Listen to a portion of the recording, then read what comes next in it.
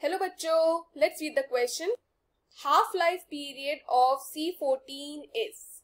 So the key concept जो हमारे question का जिस पे हम फोकस करने वाले हैं वो है हाफ लाइफ.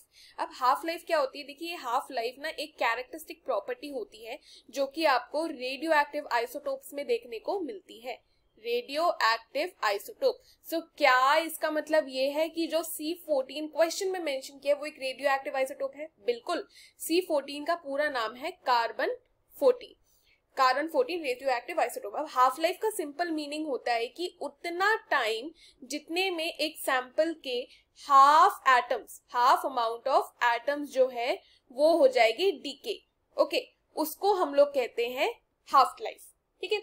अब ये जो कार्बन 14 होती है इसकी भी कुछ सर्टेन हाफ लाइफ होती है और वही हमें आइडेंटिफाई करनी है.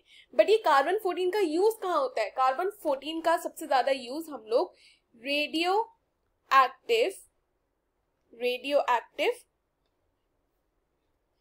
डेटिंग में करते हैं. यानी कि जो हम लोग कहते हैं ना कि कार्बन डेटिंग करके हम लोग किसी भी एज को डिटरमाइन कर सकते हैं. एज किसकी? बेसिकली जो फॉसिल्स होते हैं, जो एंशियंट फॉसिल्स होते हैं, उनकी जो एज होती है उसको डिटरमाइन करने के लिए हम लोग कार्बन डेटिंग करते हैं. तो उसके लिए ये एलिमेंट यूज किया जाता है, दैट इज कार्बन 14.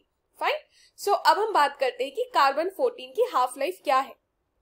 सो अगर हम बात करें हाफ लाइफ की, वो भी कार्बन एटम की, so it is around 5730 years. Okay, 5730. सो इसका मतलब है कि 5730 साल में हाफ ऑफ